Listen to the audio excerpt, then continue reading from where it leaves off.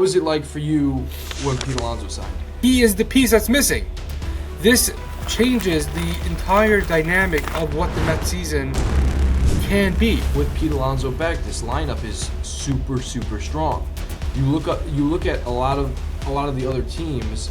The only lineup that really competes with this is the Dodgers. The Mets have a lineup where 1 to 7, 8, you have to acknowledge. I think the player to watch, though, in spring training is going to be Mark Vientos. We're going to get our first look to see if he's going to get into that sophomore slump or if he's going to repeat his 2024 success.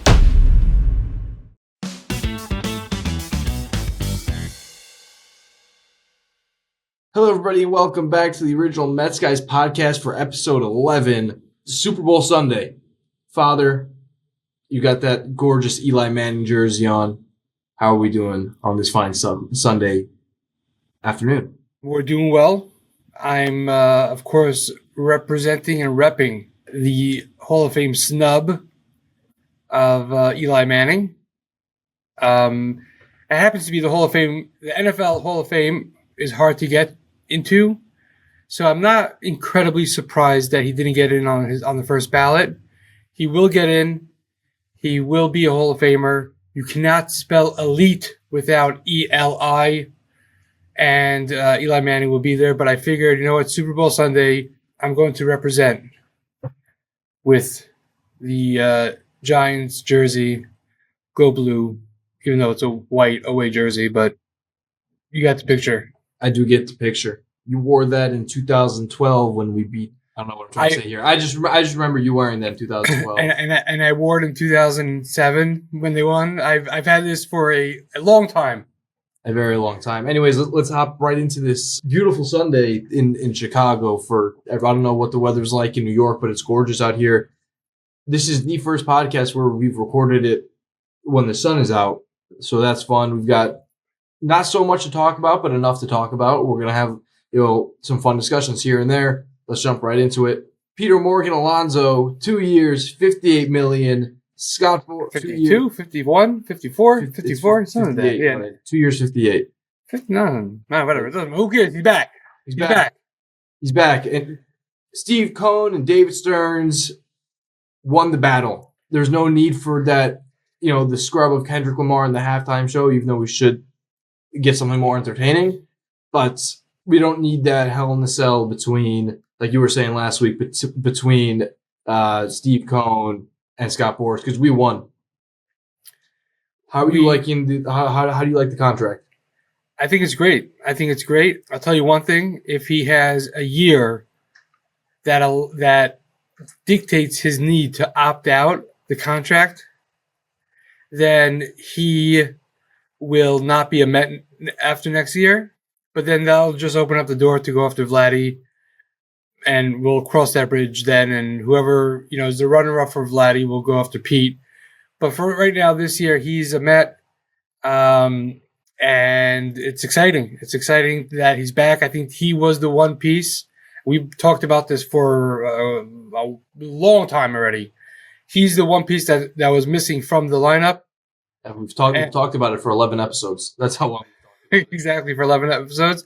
Well, I think in the first couple ones, we were just really hopped on the whole Juan Soto thing. But then I think like in episode 2 or 3, he's already signed episodes. It's been 9-8 episodes since we've been talking Pete Alonso. So it's been tremendous. And you asked me last week, what do I think the lineup is? So I want to tell you what I think the lineup is now with Pete Alonso in there.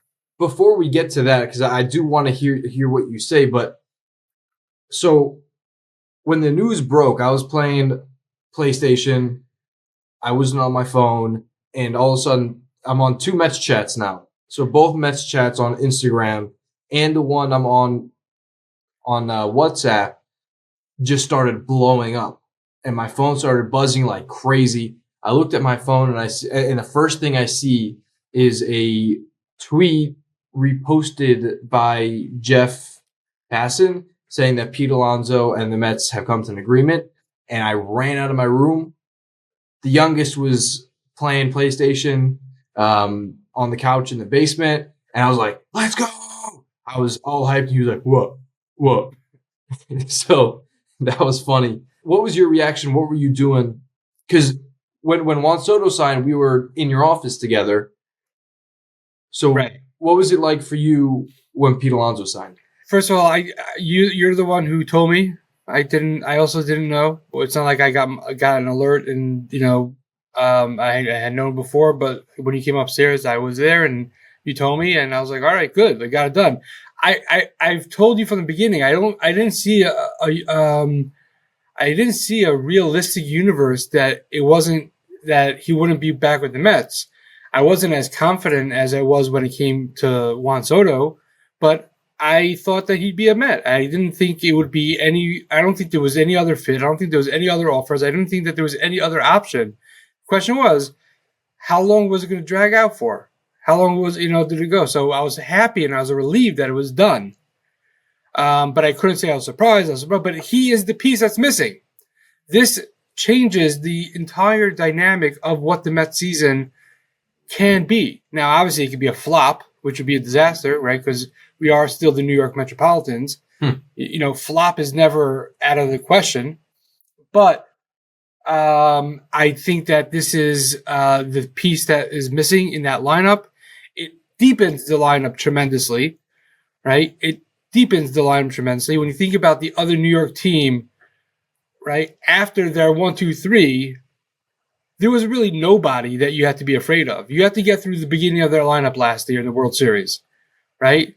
And after that, there was nobody to be afraid of. And I think right now, the Mets have a lineup where 1-7-8, you have to acknowledge, right? Especially since the hope is that you have people on base, and we talked about Jeff McNeil last week, and so just if he's batting the bottom of the lineup with runners on base, I'm not nervous. I think he has a lot of potential. I think he's the guy that could bring in a lot of runs, on the bottom of that lineup. Right. I think if we see Francisco Alvarez, get back to the type of player he is, he's the type of guy that could just clean the bases with one swing of the bat, batting out of the 6 or 7 spot. I'd like to see him bat 6, but we'll get to that soon. So I think that this lineup has now become a very deep lineup. I don't think it's 1-9, but I let's make an argument that it's 1-8. This lineup, now that Pete's back, it's a very, very strong lineup, right? The way you build it, your 1-5 really is essentially set up for success, right? Whether you put Lindor at the 1 or Soto at the 2, Lindor at the 1, Soto at the 2, however you build that, or even if you put Nimmo at the 1, Lindor at the 2, and Soto at the 3, and then you have 4 Pete Alonso, there's success there. I'm extremely excited for this lineup. I'm so excited for this season. Pitchers and catchers reported today. I got a tweet. I was extremely excited. I'm extremely excited for what's to come. But yeah, like you said, this with Pete Alonso back, this lineup is super, super strong. You look at a lot of the other teams. The only lineup that really competes with this is the Dodgers, right? The Phillies lineup isn't as strong. The Braves lineup isn't as strong. And, I'm going on. I'm not sure where I'm going, but keep going.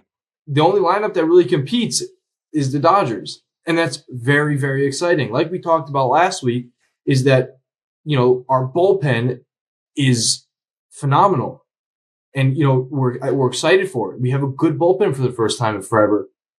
Now we potentially have the second best offense in the entire MLB, which is extremely exciting. Yeah, listen, they're deep. The Mets are deep. The Mets are going to do some damage on the offensive side. I don't think that you're going to have Brandon Nimmo lead off, even though in theory I would love that. I would love to have Nimmo, Lindor, Soto. but but I don't think it's going to happen after the season that Lindor had at the leadoff spot. He's going to be back there, so I think you're going to have Lindor, Soto. I would love to see Vientos bat 3 and Alonso 4, because I think that you'll protect the young guy, right? Let him have an opportunity to really have an opportunity to duplicate what he did last year. And I think if he's protected by Pete Alonso, right, that's great. Then you have Pete Alonso, you have Nimmo batting 5th, and then you go. I think I would like to see Francisco Alvarez bat 6. Winker Marte, I think they're going to platoon the DH spot, depending if it's a righty lefty on the mound. And then you'll have Jeff McNeil, and I'll say Tyrone Taylor because I definitely think he is our center fielder to start. But it could be Jose Siri, and I think at some point we may see Ronnie Mauricio out there.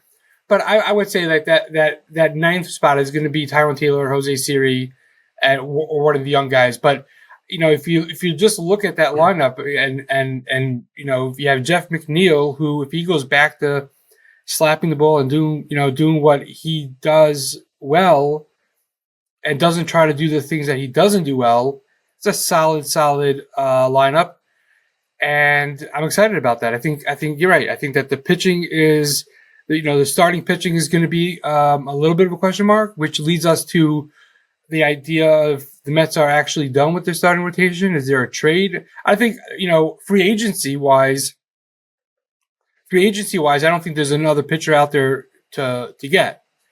Now, the question is, on the trade market, is there someone to get?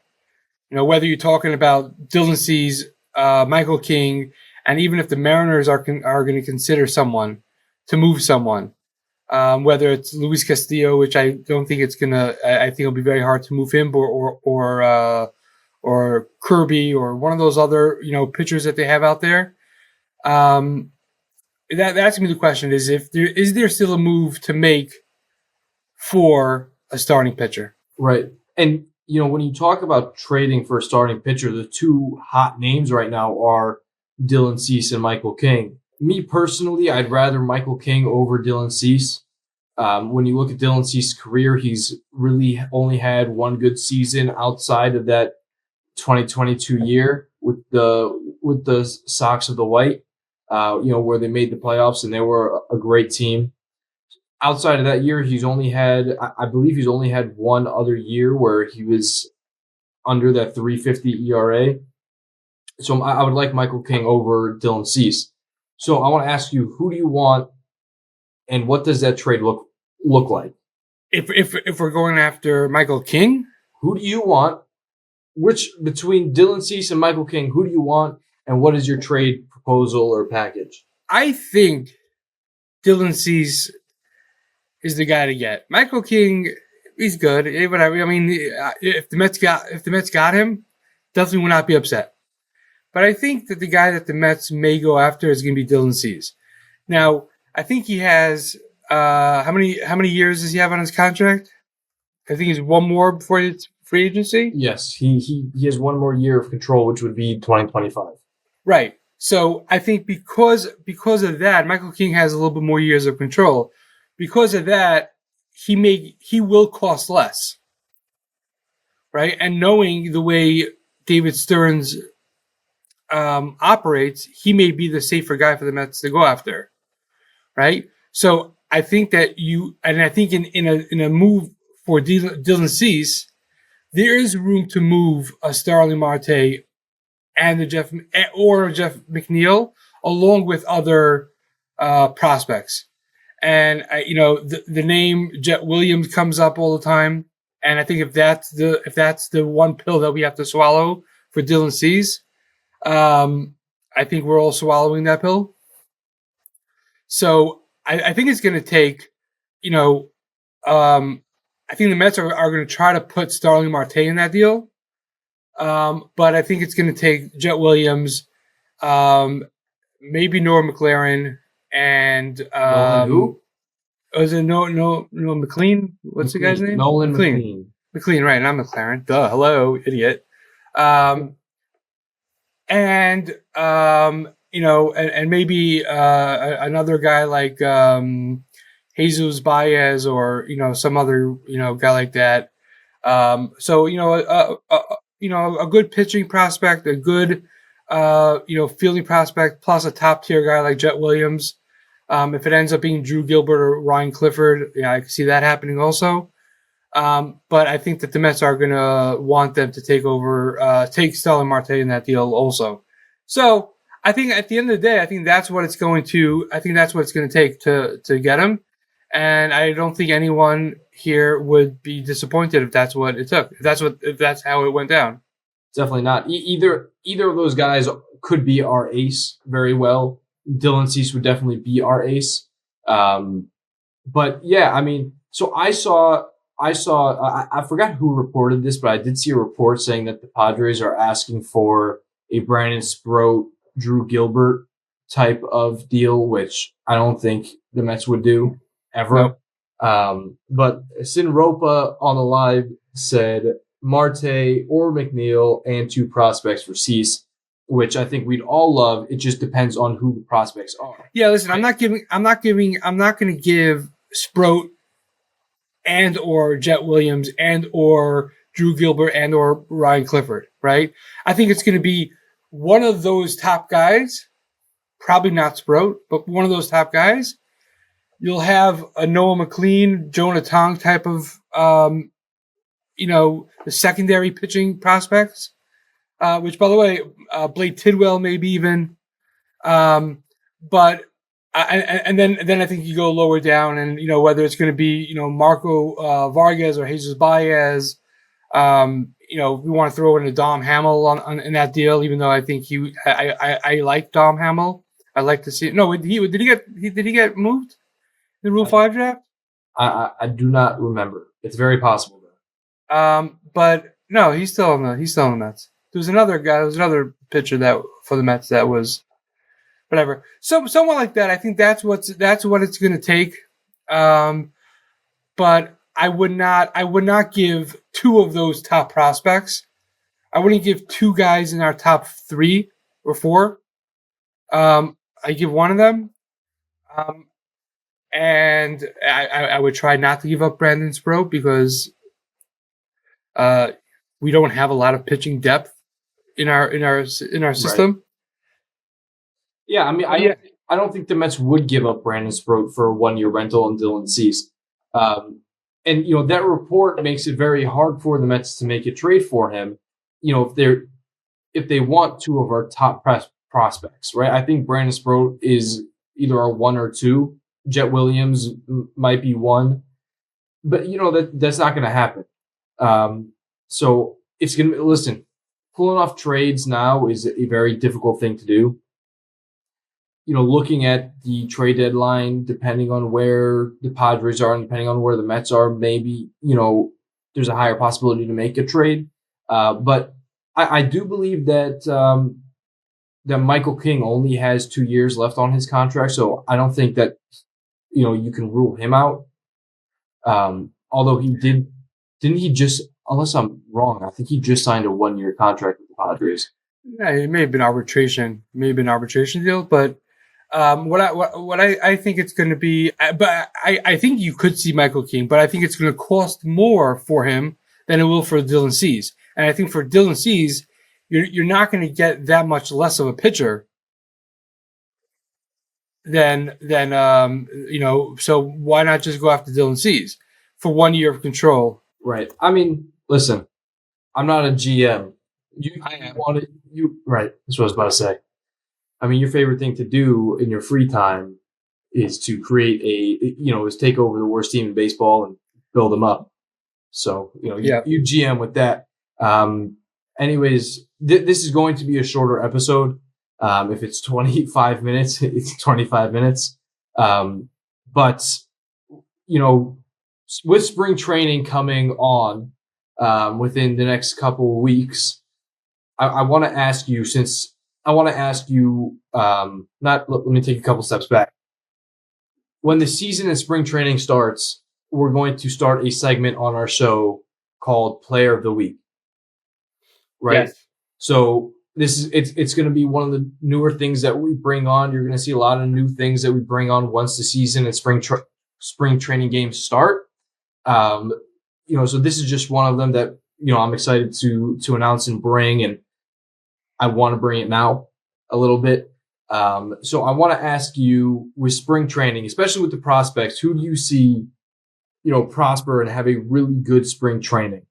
So I have high hopes for Rodney Mauricio. The reports out there that he's on the field looking good. He's not wearing any braces on his leg or any brace on his leg. Or I think that he's someone to keep an eye out for, and I really want to see how he does. And then I think I want to see how Brett Beatty does, and I want to see how Luis Acuna. I think between the three of them, there's going to be so much competition between the three of them that's going to be an exciting piece to go to follow, right? I happen to feel that Rodney Mauricio may be the most ready major league player of that group, and therefore he's the guy who I think we should be keeping an eye on the offensive side. Pitching side, I think it's going to be the battle for the fifth spot, right? I saw an interview with Griffin Canning. Yeah, I saw an interview with Clay Holmes. I saw a few other, interviews, some pitching. I just don't think that it's gonna. I think it's gonna go to Paul Blackburn. Now the question is, will Paul Blackburn end up, doing something that's going to hurt his thing? But I think it's Paul Blackburn's sixth spot in rotation to lose. Griffin Canning didn't strike me. Even in that interview, that's where I was going. In the interview, I did not get him. I did not see him as someone who is going to have the fire that's needed in New York to pitch in New York. I listened to that interview, and quite honestly, I got a little nervous. I was like, this guy's going to pitch in an intense city field. No shot, right? No shot. Listen, I think his job is he's going to want to go in there, pitch the ball, get batters to put the ball in play and pray that the ball just doesn't go over the fence, but it stays in front of everybody. But when we're going to need him to get a monster strikeout, in a big spot, Griffin Canning is not going to be the guy I'm going to want on the mound. So again, I think for the sixth spot, that's going to be the battle of spring training. But I do believe it's Paul Blackburn's to lose. Yeah, for that sixth spot, I agree. I think our rotation. I think it's been said by either Mendy or David Stearns that the Mets are going to run a 6-man rotation. So that's definitely going to be an intriguing battle. I will definitely be watching spring training games at the office.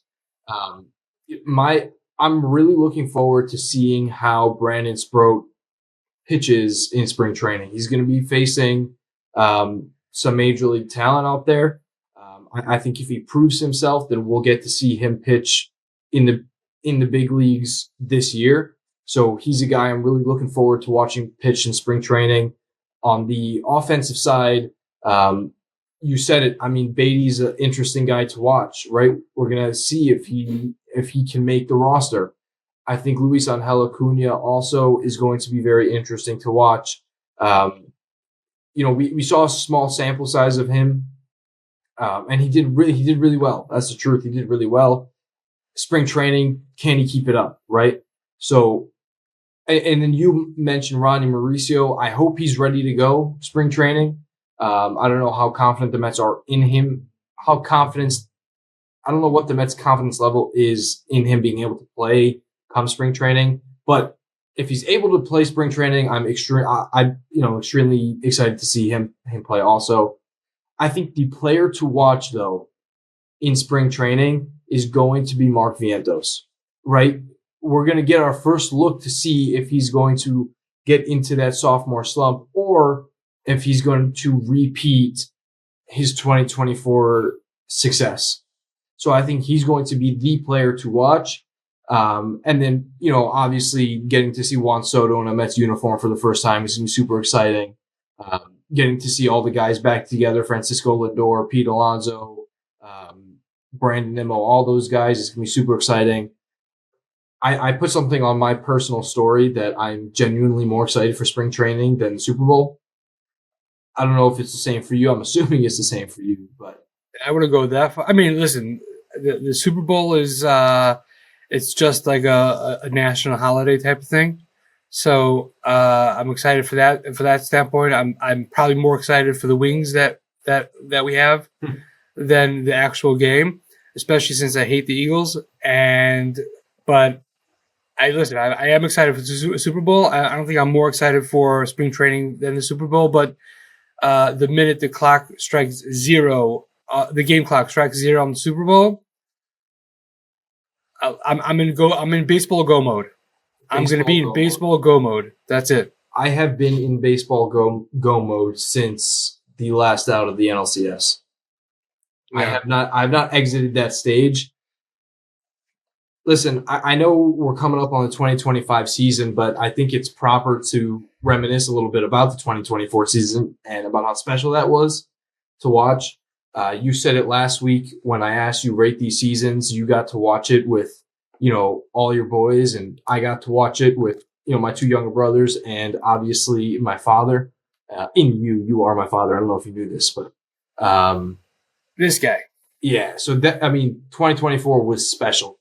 I remember, the Francisco Lindor home run when against the Phillies, that grand slam.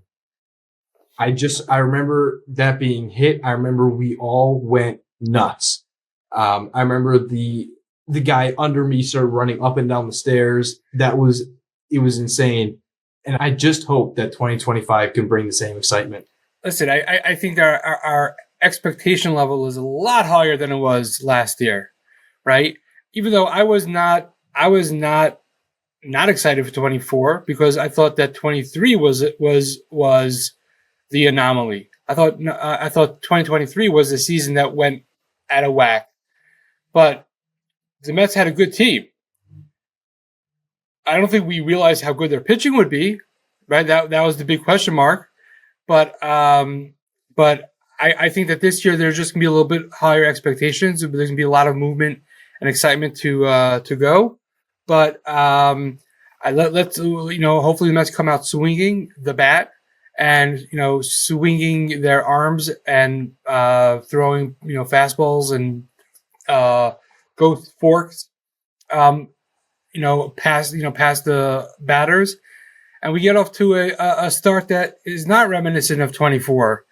Of 0-5 and 22 and 33, and we just kind of hit the ground running. Let's take the NL East with confidence and make a deep run into the playoffs and show the Dodgers that you can defer as many contracts as you want. It's not going to help you when it comes to the New York Metropolitans. Let's go. Yeah, I mean, you said it right there. Before we close this very short Super Bowl Sunday episode, I made a video about this when I first got the news, but next week is going to be a very, very special episode. Very special episode. We have a UFC lightweight Matt Steamrolla Frevrola coming onto the podcast, a lifetime New York Mets fan. We are super excited to have Matt on. So make sure everybody, make sure you tune into the live. Your questions, we will take your questions for Matt. We'll ask it to Matt. We're gonna have that's gonna be a very, very fun episode. You know what we should do? We should actually, right? Thinking out loud in front of everybody, in front of the world, because this podcast right now live on Instagram is being viewed by probably several million people. 2. You know what? Every person is a million. 2 million people. 2 million people watching this episode right now. And it's possible that 1 and 2 is me and you. It's possible, but irrelevant. Maybe people can ask the questions before And we could create an opportunity for them to ask questions before, so we have them, and then we could ask them and in a prepared, structured way. in a prepared, structured way. This is what people are still not getting about us, right? We still have no clue what we're doing. We still don't know what we're doing, right? You're learning and you're watching us develop into these podcast, gurus. Joe Rogan, watch your back. We're coming for you. You know what's really funny, by the way? Makeshift Project, watch out. Who else is popular in the podcast world? Who knows? You know what's really funny, by the way, is that the first couple episodes we did, we had this Google Doc where we had a map of the podcast, and we put down, all right, we talk about this 7 to 10 minutes, do this 7 to 10 minutes. The last 5 episodes have kind of just been, all right, do you know what to talk about? No, not really. I'll figure it out. All right, cool. Wing it. And listen, it's worked out perfectly well, but next week we're gonna have to, figure what we ask and what we talk about. Listen, you know what? Sometimes you need to regress to take a step forward, right? Sometimes you need to take a step back to take 15 steps forward. Listen, if this is what our step back looks like, watch out, because our step forwards are going to be monstrous. As you said, Joe Rogan, watch out, we're coming for you. But you are also a very scary human being, so we will take a couple steps back if you need us to. You're talking about me? No, I'm talking to Joe. Talking to Joe Rogan. Anyways, that's it for episode 11. By the way, it's crazy that we're 11 episodes deep. It's a little not surprising. Not surprising. When you put your mind to it, anything can happen. I guess. But anyways, that's it for episode 11, a 35-minute episode, one of the shortest. And we will see you next week with Matt Favrola. As always, let's go, Mets. Oh, yeah.